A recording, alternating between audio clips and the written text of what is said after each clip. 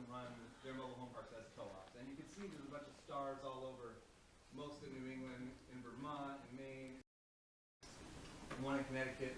There's 20 mobile home parks that we have as our clients that we advise and provide technical assistance to. 17 of those we helped from the beginning through the purchase process to raise funds to buy and run their communities. And we're still there after to make sure things are running smoothly. So that's 17. How come not New Hampshire? We'll get to that. Great question. We'll get to that. They got a long. So in our area, in these green states that I highlighted, 17 we helped through the purchase process, and to do so we helped residents raise total, if you add them all up, $55 million in financing to make it work. So that's in 5 years. And that's in 5 years' time. Right. And the reason New Hampshire is white is because this whole program, this model, started there back in the 80s. And if you added New Hampshire, there's a separate nonprofit that we're affiliated with. They cover just New Hampshire.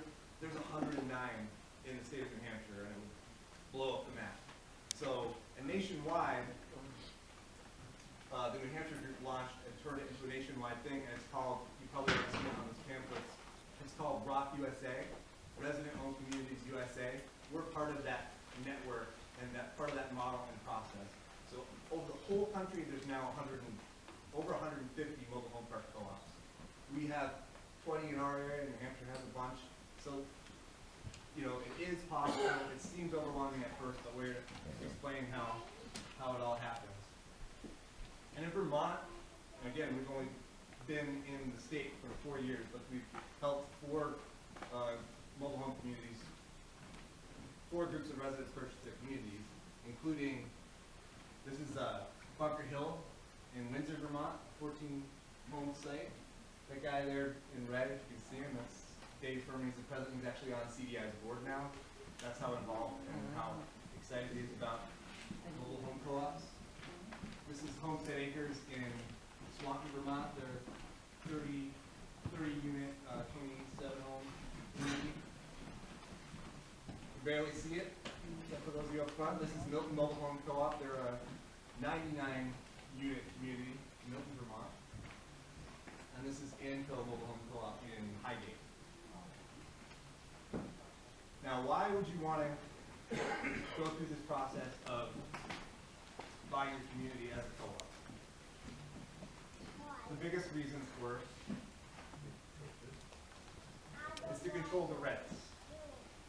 As a co-op, you don't have to charge yourself anything more than what it costs to run your community. It doesn't make sense to make a profit off of yourself, so rents are stable. In fact, none of the mobile home co-ops in the state that we work with have had to raise their rents since they purchased. In fact, only 2 out of the 17 have had to raise their rent. Both was because their taxes went up, their real estate taxes. The other big reason, controlling the infrastructure. In general, you know, there's some landlords that are good, some that are not so good, but in general, in investor-owned communities, some of the infrastructure, the water systems, the sewer systems, the road systems are kind of not as, you know, up to snuff as you'd like it to be, because the reason why is that costs money, and there's less profit if that landlord were to invest it all on fixing the community and keeping it running smoothly. But with a co-op, there's no profit motive since you're not charging yourself more than what it takes to run your community, so all that extra money can go into making sure the water systems work just how you want it, and electrical or down the road. The other big reason, obviously, is to reduce the risk of future sale or redevelopment completely. So take it totally off the map, totally off the market. And then it's really important, part of co-op ownership is you have democratic control over general decision making and how your community rules are enforced. And that's really important. And another feature that is part of co-op ownership is a stronger sense of community. I've seen time and time again in Massachusetts and Vermont, people that were living in their communities didn't even know their neighbors, and then they got part of this co-op organizing process, and now they know everyone on their street in their neighborhood. And it does matter in the long run. People are looking out for each other now in co-op communities. So some key characteristics of mobile home co-ops. homes stay individually owned as they are, and the land is collectively owned by the cooperative. So there's no subdivision, there's no individual ownership of little parcels of land around your homes. There's the home that you own, and then all the land that comprises Farrington Mobile Home Park is owned by a cooperative. Resident homeowners are members of the co-op corporation. And the co-op is run like any business and is the legal owner of the parcel and all the infrastructure within the community. No one is forced to join up and become a member. It's an optional. It's a decision that you all can make, and it's one membership, one vote per each household. Co-ops are democratically controlled, so each household has one vote, and all decisions are made by majority vote. Because it's really hard to get, although we did a good job tonight, to get lots of people in a room like this to make every decision. The big decisions in a co-op are made by the whole membership, with one household, one vote. The smaller, more day-to-day, making sure things are running on track decisions are made by a board of directors who the membership elects from among themselves to kind of make sure things are going according to the overall plan of the co-op. Because it would be really hard to get 100 people like this here on a monthly basis. That's why you have a board of directors in your co-op. No one person can control the co-op. There's a board that's running the day-to-day stuff. You, as the membership, would be involved in all the big decisions. And if the board isn't doing what you like, there would be rules in your bylaws to remove the director and start afresh with proper leadership. Like I said before, membership is open. You can join initially or at a later date. However, to make the statutory process go according to plan and to make a co-op feasible in general, you really do need 51% plus a majority of the community buy-in to make it work. And if you do not join, you pay your rent to the co-op just like you would to any other landlord. As a member of the co-op, what do you as individuals own? All members own one fraction.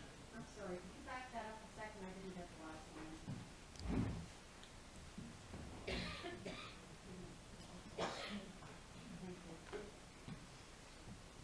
So all members own one fraction of the co-op corporation. And that co-op corporation owns all the land, all the infrastructure, an office, any other buildings and common areas. It's owned by that co-op entity. So you would be... That obviously doesn't include each individual's trailer, right? No, you own your You trailer, own your trailer. you can buy and sell it the same way you do now. Members, as I said before, members do not own their individual lots. You own your individual trailers, but not the lots. However, as a member of the co-op, you have a perpetual right to occupy a site in the community. Another very good question that we get all the time: how much is this going to cost you as an individual homeowner? Despite the daunting sales price tag. So the co-op, you as residents decide a joining fee to sign up as members of the co-op. And we recommend, and we usually see $5 to $10 as an initial, here, I'm going to sign up. This is my proof that there's skin in the game that I want to partake. So you set the fee. Milton chose $5, right, to start. It's to raise funds to file articles of incorporation and just get paperwork printed and all that good stuff. So you set a joining fee, a minimal fee, and then you decide what the full membership fee is going to be. And co-op lenders generally require it's $100 at least, and pretty much every group I work with has chosen to have the full membership fee be $100. Does the $100 have to be paid up front, or can that be paid? It could be paid over time. So the full membership it's a one-time thing. It's a one-time cost. It can be paid in installments, and that initial joining fee of $5 or $10 or whatever you set it goes towards that one-time $100 term. all the other costs, the mortgage, the taxes would be paid out of your lot rent, just as it is now. That's the snow removal, that kind of stuff. Yeah. Yes. Everything. Yes. Snow removal, insurance, it's all, So you figure out what it's all gonna be and then figure it out. yep. And are there, it's understand the Secretary of State has forms that we can pretty much complete, or does it, does somebody have to be hired to do it, or does the nonprofit help with that? Oh, forms for the membership? But, no, Or just incorporation. hire the articles and incorporate if you do form co-op. Oh, yeah, the Secretary of State has forms, and since we've done it before in Vermont, it's pretty much the same thing as all the other, yeah. Okay. It's pretty straightforward. And the last point on here is the majority of all members must approve any new lot rent or your initial starting lot rent and to go forward with the community purchase. So basically, there's a goal at each point. And no down payment on the mortgage is required on behalf of you as an individual homeowner. It's a no down payment loan that's provided by a co-op lender. So your only investment as an individual household is $100 that you can have a period of time to pay in installments to build up to that 100. It doesn't involve your personal credit at all. You don't guarantee anything. The only loan is made to the co-op. Another good question. If the co-op fails, am I personally liable? Are you as a homeowner personally liable? And by the way, of the 150 that are nationwide part of our program, none have even defaulted on their loans. They're all successful, they're all solvent. And that's in 30 years. So no, the cooperative corporation, as its own separate entity, holds all the mortgages and assumes all liability, just like any other corporation. Individual members are not liable and have no assets at risk. Key characteristics of mobile home co-ops. They are limited equity co-ops in Vermont and actually throughout the country, which ensures, Which yeah, means you pay $100 in, when you leave, you're getting $100 back. yeah. Yeah, That's what it means. it's a little jargony. It's a fixed membership fee. Like David said, There you go. say you sell your home, the person moving into your home puts down the 100 for the membership, you get the 100 back. It doesn't change, it stays whatever you set it. $100 if you set it at $100. However, even though that is a fixed thing, that is a fixed fee to maintain affordability for future generations to move in and out of the community, in the 30-year history of this program, especially in New Hampshire, it's shown that since lot rents in mobile home co-ops are stable over time, whereas landlord-owned, investor-owned co-ops, the rents go up year by year, that you can actually sell your home usually for more money in comparison. A similar home in a mobile home co-op sells for more than in an investor-owned co-op. And back on the back table, there's a bunch of papers, and one of them is a University of New Hampshire study of the first 75 mobile home co-ops in New Hampshire, which shows what happened with lot rent and what happened with the value of the homes. So please do grab one on the way out. Key components for successful co-ops, you really have to have a group of leaders to do the heavier lifting during the organizing, during the research process. You really need a group of 5, 7, 9 people that are really willing to pitch in and do research and help me and Andy and Sarah pull water bills and put all the project together to really assess whether it's feasible. And then ongoing, you need a group of leaders that will become your first board to do the kind of day-to-day oversight and make sure everything's running smoothly. You need a willing seller to be able to negotiate in good faith. You really need a majority of homeowners to have buy-in to make this all work. Otherwise, there's no point. More of an overview of the co-op process. Okay, here's the purchase process. We kind of talked about what a co-op looks like when it's up and running. So, if you decide that the co-op thing is interesting and you want to pursue whether it's feasible or not, look into how much it'll affect lot rents, whether they'll have to go up or stay the same. You have to do a feasibility study. We would do a feasibility study with you. involves informational meetings like this one, like the one we have next week. It involves CDI sending out an infrastructure survey to everyone in the community and people filling out whether their water is in good shape, whether if they have problems with sewer or their electrical. It does involve a confidential income survey going out at some point, because to get a co-op lender to partake in the purchase, they have to prove to all their partners that there is a need in Farrington Mobile Home Park for keeping the community as affordable housing. They have to make sure to all their loan committee that this is a needed affordable investment, affordable housing investment. The other thing that a group of co-op or resident leaders would have to do alongside me and Sarah at CDI is come up with preliminary purchase budgets and operating budgets to make sure it's feasible to purchase as a co-op. And preliminary negotiations with the community owner are often part of it, because you might find out that, you know, the infrastructure looks worse than you thought it was, and you might have to negotiate the sale price down. $5 million, that's the list price, is never the final purchase price. It can always fluctuate. There's always room for negotiation. What you're really trying to do is generate a picture of whether it's feasible to buy as a group of residents. To do that, you need to understand how much work your water lines and your sewer lines need, and how much work the electric lines need. You need to know, can the park be acquired, and these improvements made on some of these things, and it still be affordable to all of you as residents? Can you buy it and fix up things, and the lot rents still be around the same as they are now? That's part of the feasibility study that we're taking. You're also trying to understand, can the community sustain itself after the purchase? And as part of the feasibility, are there community leaders willing to step up and help us at CDI to come up with this study to figure out the answers to these questions? This may all sound still a little intense, still a little daunting, but that's where. How do you come up with your community leaders?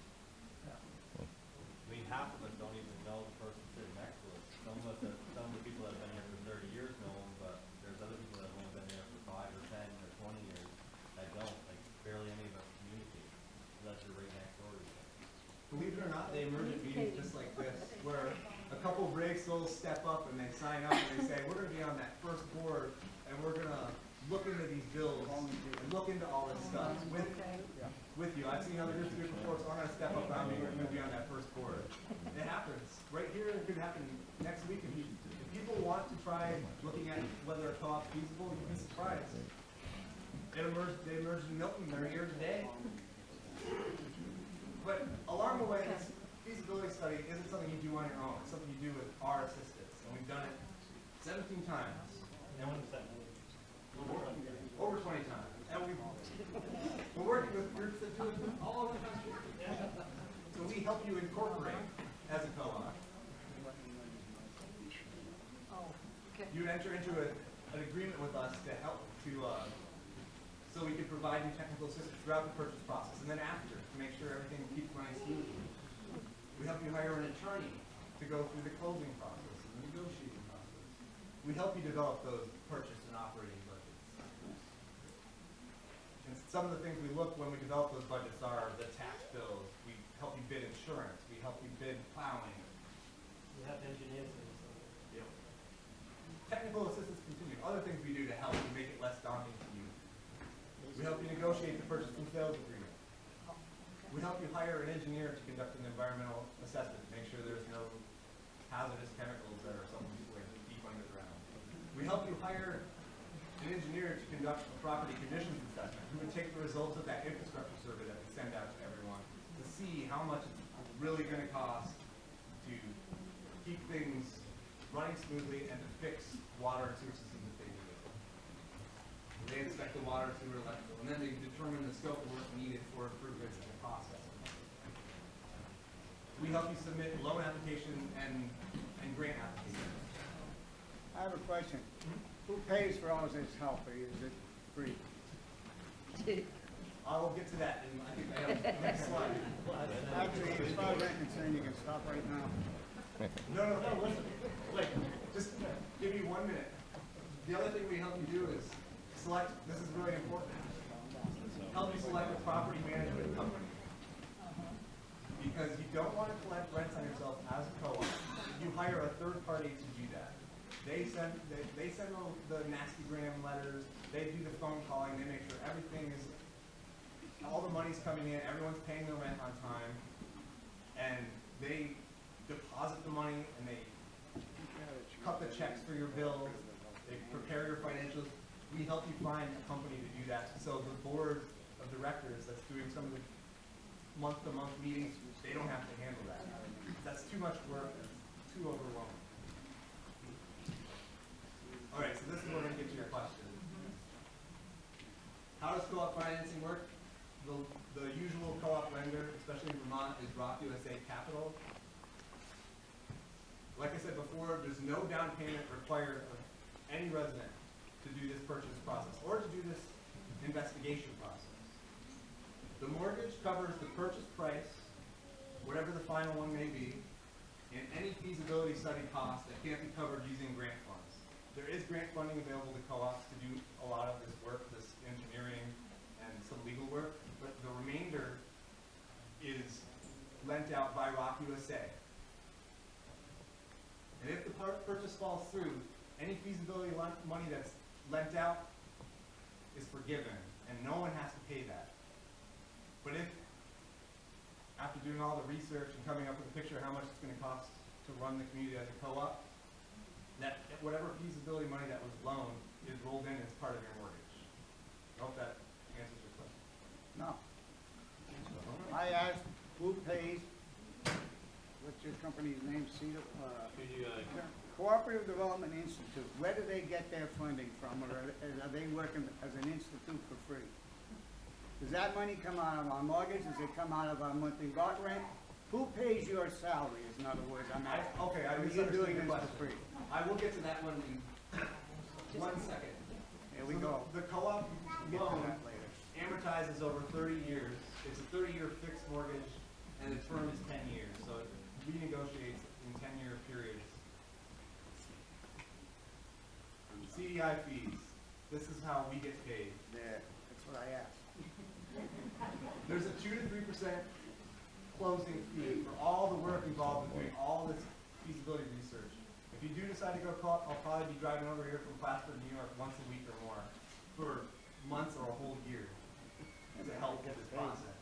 It's a 2 to 3% of the purchase price up front, and then ongoing technical assistance fees built into the Rock USA mortgage throughout the life Jeremiah, of the loan. could you explain, I mean, once the feasibility is done and you guys get your percentage, you're saying you come once a week, once a month, it's often, where do you get paid for doing those weekly visits?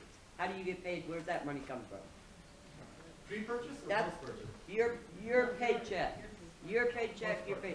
I think that's what you're asking. Yeah. Is where is your paycheck coming for you to come here for a whole year, every week? Where's that money come from that you're being paid?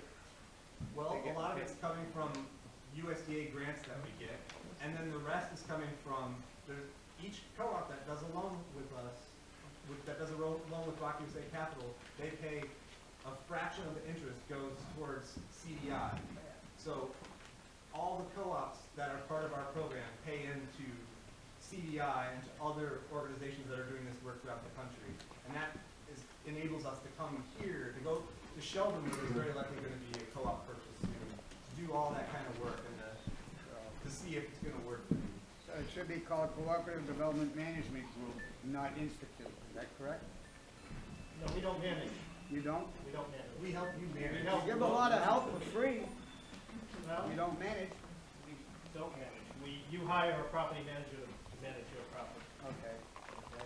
We're here basically as technical assistance providers. We help you to find vendors like property managers. We help you to run your community afterwards. But we don't actually make the decisions. We actually don't have any power whatsoever. You can tell us to go away Yeah, if you want it. Yep, and CDI only gets paid first, because I think I have one slide, yeah. The resident decision process, this is all the members of the whole have to do. The board, if you decide to move forward with the co-op purchase, has to do more of the research with us, but as far as the membership is concerned, you have to decide to move forward, first of all. You elect an interim board of directors that does some of the research with us. The membership decides on the cost of membership.